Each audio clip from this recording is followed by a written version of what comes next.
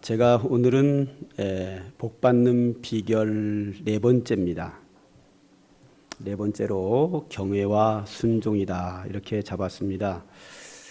제가 축복받는 비결을 계속 이 가나안 땅에 대한 이야기로 지금 4주째 하고 있는데 앞으로 한두 주 더 계속 이 부분을 끝까지 설교할 예정입니다. 왜 그런가 하면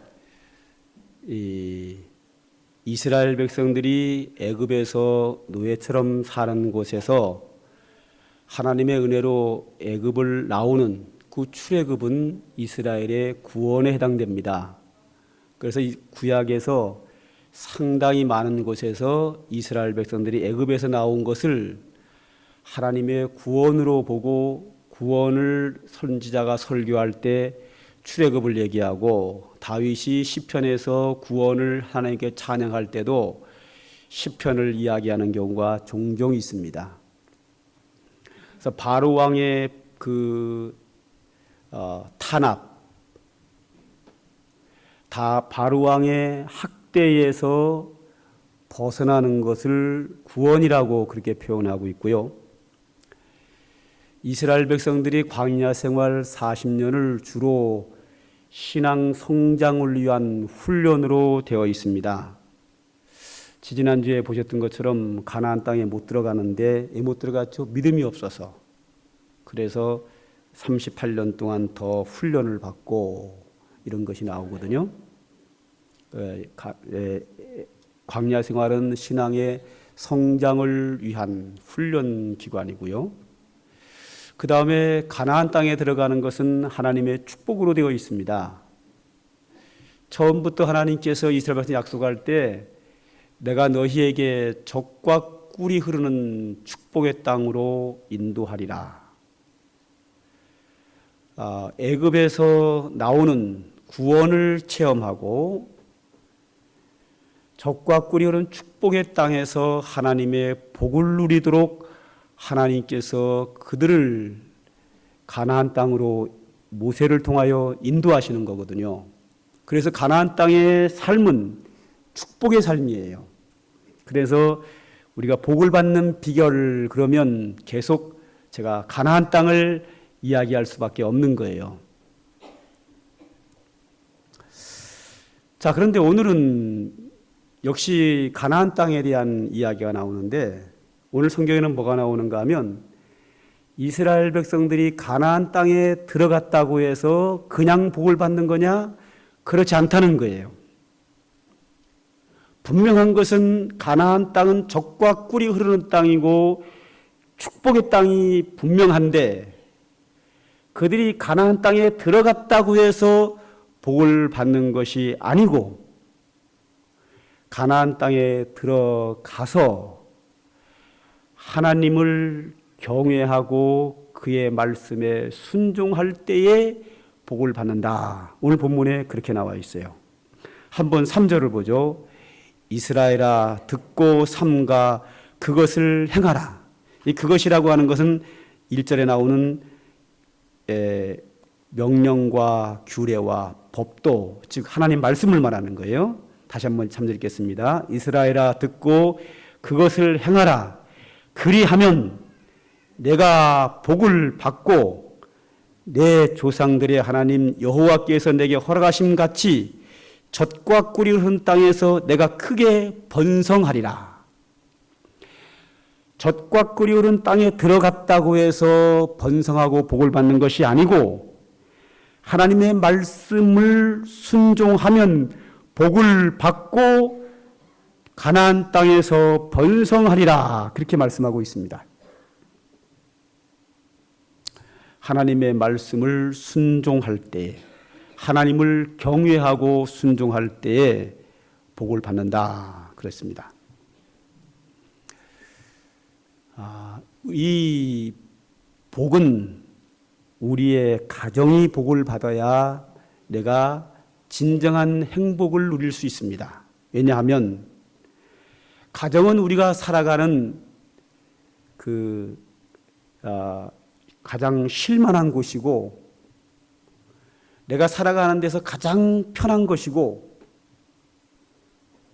또한 가정이 행복해야 내가 행복합니다. 우리 휴가 기간을 맞이해 가지고 멀리 여행을 갔다가 집에 돌아오면 뭐라 그러죠?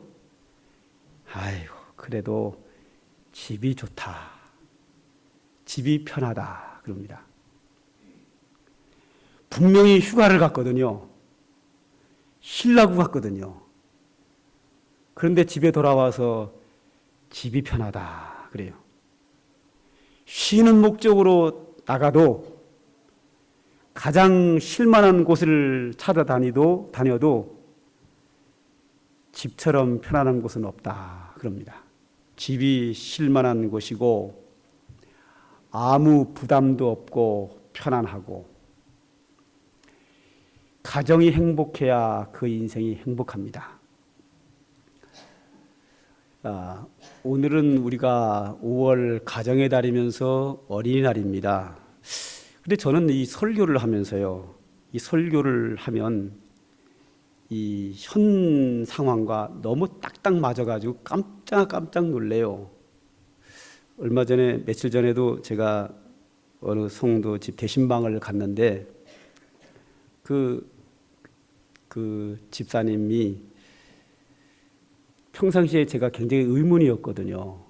오래전에, 십몇 년 전에 신앙생활이 엉망이었어요. 교회도 잘 안 나오고 전화해도 안 받고 구역장이 찾아가면 문 안 열어주고 딱 무표정으로 가만히 있고 이래가지고 믿음 생활이 엉망이었어요. 제가 생각을 했죠. 나중에 저분은 우울증이 있구나. 보면 알거든요. 근데 요즘 뭐 몇 년 전부터 얼마나 신앙생활을 잘하나 몰라요. 그래서 구역도 잘 인도하고 구역 식구들도 잘 돌보고 아주 우리 교회에서 화창하게 성도들을 잘 돌보고 믿음 생활을 얼마나 잘하는 충성스러운 일꾼인지 몰라요. 그래서 어떻게 갑자기 변했을까? 그 의문을 가졌는데 그 의문이 신방 가서 알았어요.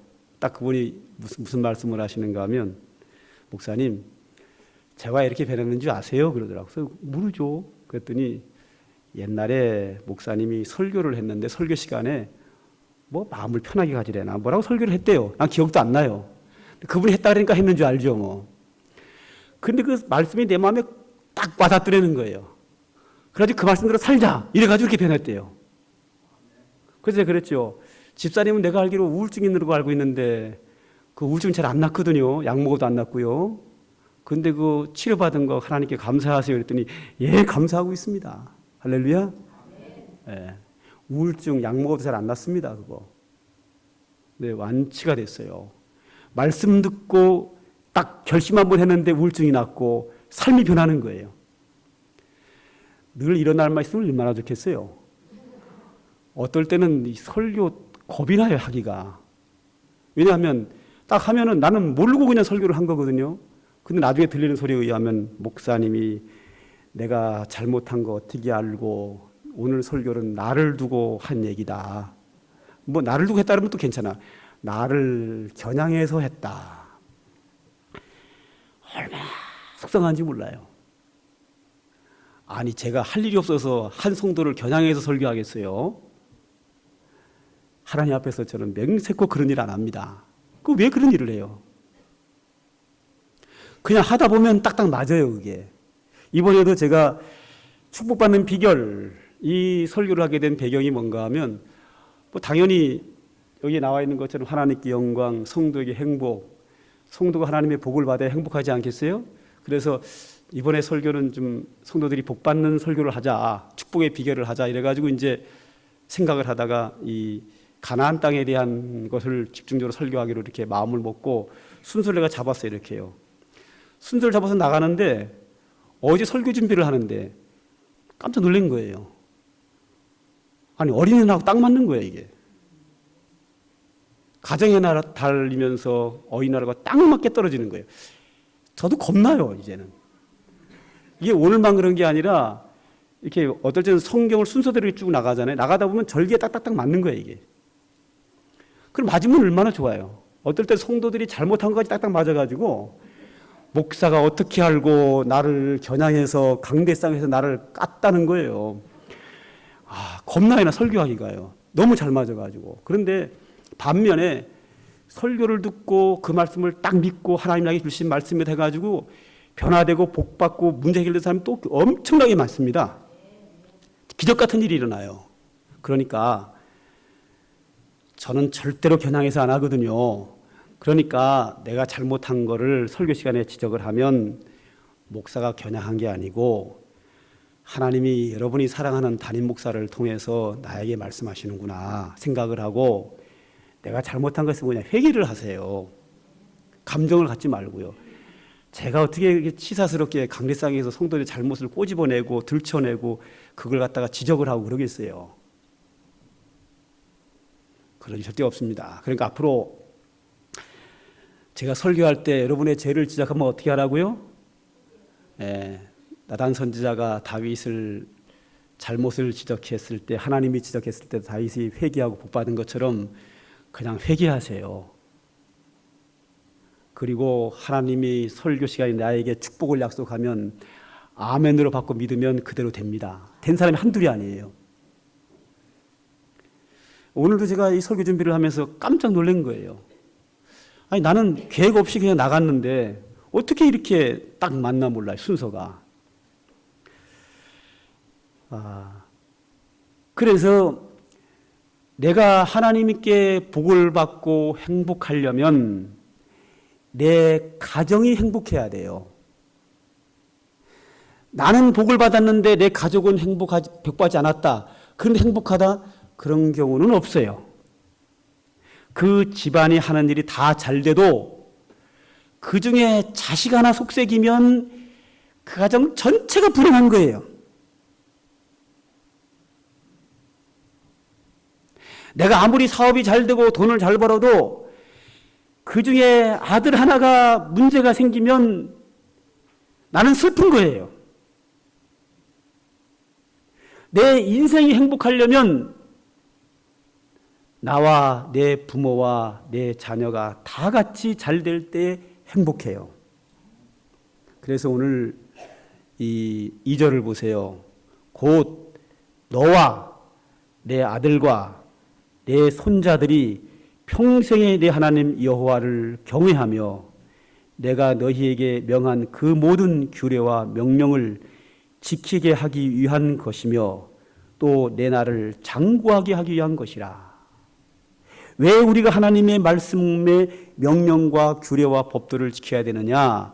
너와 내 아들과 내 자손들이 하나님을 경외하고 그 명령을 지킬 때에 그 가정이 복을 받을 때 내가 행복한 거예요. 요즘은 안 그렇지만 과거에는 주로 한 집안에 3대가 살았어요. 나와 부모와 자식이든지 할아버지와 부모와 나든지 아니면 나와 내 자녀와 손자든지 하여튼 3대가 사는 거예요. 여기서는 이제 할아버지 중심이에요. 너와 내 아들과 내 자손이 하나님의 말씀을 듣고 순종할 때에 그 가정이 번성하고 잘되고 복을 받을 때 네가 복되다 그랬어요.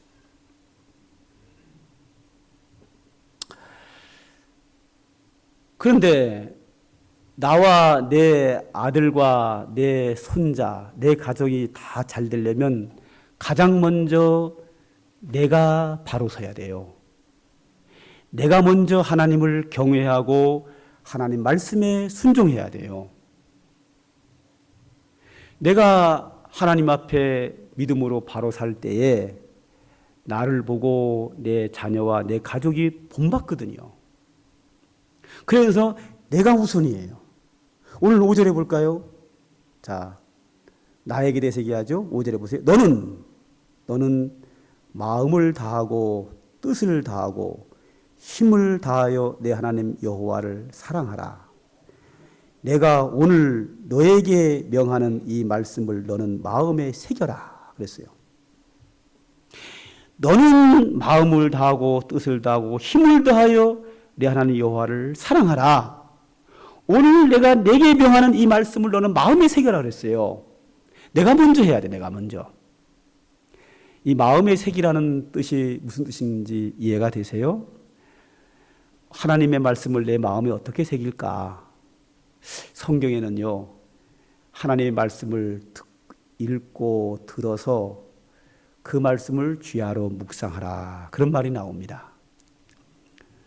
쥐하로 묵상하라는 말은요, 하나님의 말씀을 들었으면 그 말씀을 생각하고 또 생각하고 또 생각하고 또 생각하고 자꾸만 생각하는 것이 뭐예요? 묵상하는 거예요. 주야로 묵상하라. 늘 하나님 말씀을 생각하고 또 생각하고 생각하여 주야로 묵상하면 그 말씀이 내 마음에 새겨져요. 어떻게 새겨지느냐? 하나님의 말씀을 생각하고 생각하고 묵상하고 생각하면요, 그 말씀이 내 마음에 사상이 돼요. 즉, 내 철학이 돼요.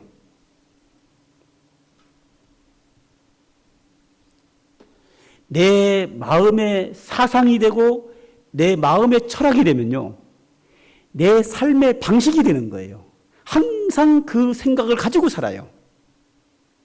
하나님의 말씀이 내 마음에 새겨지고 하나님의 말씀이 내 인생의 철학이 되고 하나님의 말씀이 내 마음의 사상이 돼버리면요, 억지로 하나님의 말씀을 연구하지 않아도 자동적으로 그때그때 내가 하나님의 말씀에 따라서 판단하고 하나님의 말씀에 따라 살아가게 돼 있어요.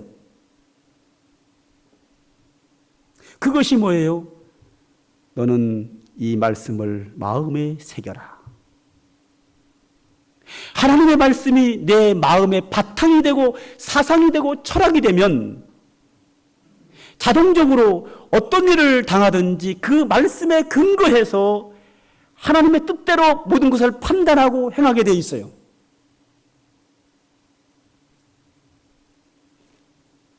내가 그렇게 된 다음에 내 자녀가 하나님을 경외하고 하나님의 말씀에 순종해야 복을 받으니까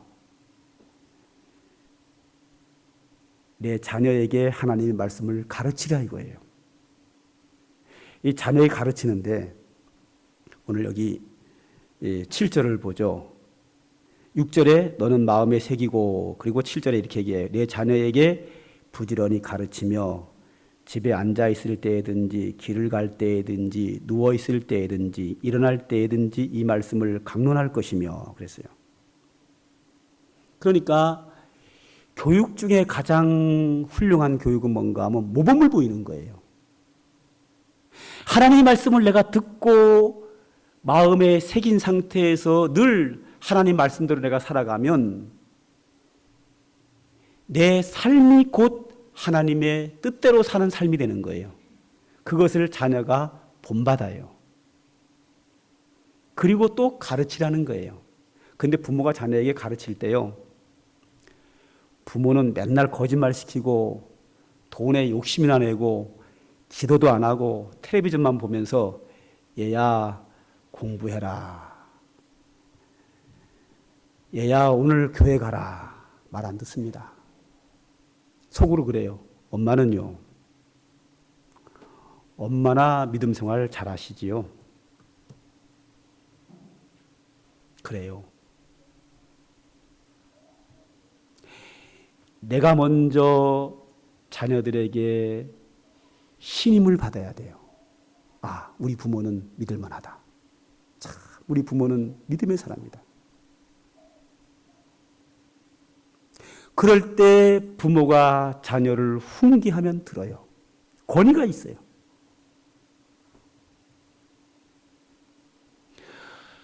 부모는 진실하지 못하고 맨날 욕심만 내고 기도도 안 하고 신앙이 엉망진창인데 너 믿음 생활 잘해야 복 받는다. 너 진실해야 사람한테 인정받는다. 열심히 공부해야 훌륭한 사람 된다. 자녀들이 길을 막아요. 내가 하나님의 말씀을 내 마음에 새기고 내가 믿음으로 살 때에 자녀가 그 삶을 본받고 그 부모가 하시는 말씀을 그들은 신뢰하고 귀를 기울이고 순종하는 거예요. 오늘 여기 8절을 보세요. 너는 또 그것을 내 손목에 매며 기호로 삼으며 내 미간에 붙여 표로 삼아라 그랬어요. 이 말은 뭐냐면 성경 말씀을 꼬리표를 달아서 손목에 매고 성경 말씀을 써가지고 여기다가 미간 여기다 붙이고 다니라는 거예요. 그러면 자 성경 말씀을 여기다 붙이고 다니면 앞이 보이겠어요? 그리고 사람들이 놀리지요. 저 사람 돌았나. 요즘은 그런 집 없지만 옛날에는 그런 집이 있어. 어떤 집에 딱 가니까 벽에다가요 성경 말씀을 써가지고 다 붙여놔. 사방 다 붙여놓은 거예요. 아마 이 본문을 가지고 아마 그렇게 했던 것 같아요. 자, 이 성경 말씀을 손목에 메고 여기다가 붙이고 다니라는데 어떻게 다녀요? 다닐 수도 없고 놀림받지요. 그 말은 뭔가 하면 자녀가 여기 미간 여기가 얼굴을 본다고 할 땐 여기를 보는 거거든요. 그래서 나를 봐 이럴 때 주목해. 목이 눈목자거든요. 내 눈을 보라는 거거든요. 여러분 저를 보세요 할 때는 눈을 보라는 주목한 눈을 보는 거거든요. 눈과 눈 사이 여기를 보는 거거든요. 부모가 부모의 얼굴을 딱 보면 뭐가 떠올라야 돼요? 하나님 말씀이 떠올라야 돼요. 우리 엄마는 믿음의 사람, 진실한 분, 기도하는 분, 거룩한 분, 하나님의 은혜가 넘치는 분, 성령 충만한 분. 엄마의 아버지의 얼굴을 보면 떠올라야 돼요. 손목에 매라 그랬어요. 하나님 말씀을. 사람이 일을 뭘로 하죠? 손으로 해요. 부모님이 무슨 일을 하든지 저렇게 하는 거구나. 저렇게 하는 것이 바른 거구나. 저렇게 하는 것이 하나님이 기뻐하는 일이구나. 부모가 하는 일을 보고 자녀들이 따라갈 수 있도록. 그 다음에 9절을 볼까요? 또 내 집문설주와 바깥문에 기록할지니라 그랬어요. 아까 이제 말씀을 드리다 말았는데 옛날에 어떤 집에 가면 이렇게 집안에다가 이렇게 성경 구절을 써가지고 이렇게 붙여놔요. 막 아마 이 9절 가지고 그렇게 하는 거거든요. 이 말씀 역시 성경 구절을 적어서 벼란박에다가 잔뜩 붙여놓으라는 그 뜻이 아니고요. 그 집안이 기독교 문화화 시키라는 거예요.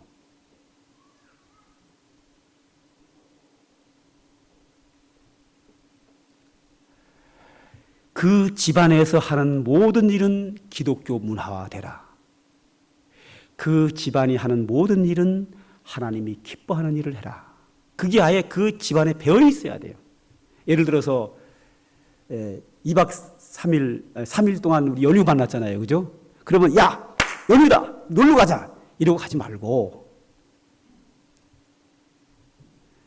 어제는 토요일에다가 어린이날이니까 어린이날이니까 자녀들하고 실컷 놀고 오늘은 주일날 교회 가는 날이다. 자동적으로 교회로 가야 돼. 자동적으로. 그게 아예 문화가 돼야 돼. 습관화가 돼야 된다. 그 집안의 분위기가 돼야 된다. 그 집안에 어려움이 생겼어. 그러면 벌써 땅을 치고 한숨 쉬기 전에 우리 기도하자. 자동적으로 나가야 돼 이게. 연구하지 말고. 하나님의 말씀을 내 마음판에 새겨서 내 삶의 신앙이 철학이 돼버리면 어려움이 닿으면 당연히 기도하게 되어 있고 내가 당연히 기도하게 되면 그 집안의 문화가 돼버려요. 자녀들이 자동적으로 맞아 어려움 닿으면 기도해야지. 가정에 기쁜 일이 생겼어요. 야, 아무리 기쁜 일이 생겼으니까 나가서 영화 보러 가자 뭐 이러면 안 되고요. 가장 먼저 물론 영화도 보고 밥도 외식도 하고 해야죠. 그런데 그게 먼저 튀어나오면 안 되고 자동적으로 뭐가 나와야 돼요? 하나님께 감사하자. 하나님 복 주셨다. 하나님 우리 집에 은혜 주셨다. 자녀가 뭐 잘 돼 가지고 왔어요. 나 참 잘했다. 하나님 너를 사랑하셔서 복 주셨구나. 자동적으로 나와서 그 아이가 잘 되면 스스로가 하나님이 나에게 은혜 주셨구나. 자동화돼야 됩니다. 그 집안의 분위기가 무엇이든지 기독교 문화, 하나님의 말씀이 그 집안의 분위기가 되어야 되는 거예요. 그것이 뭐예요? 내 문설주와 바깥문에 기록할지니라. 할렐루야. 그래야 하나님이 내 가정에 복을 주시고 내 인생이 행복한 거예요. 유대인 탈무드 교훈서에는 이런 이야기가 하나 나옵니다. 훌륭한 부모는 바닷가에 나가서 낚시로 고기를 잡아서 아들에게 고기 반찬을 해주지 않고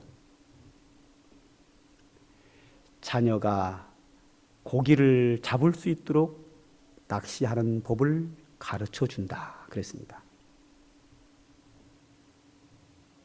아버지가 물고기를 잡아다가 아들에게 맛있는 고기 반찬을 해주는 것은 한계가 있어요. 언제까지 해줄까요? 아버지가 하지 못할 날이 다가와요. 그러면 그 다음에 그 아들은 고기를 먹을 수가 없어요.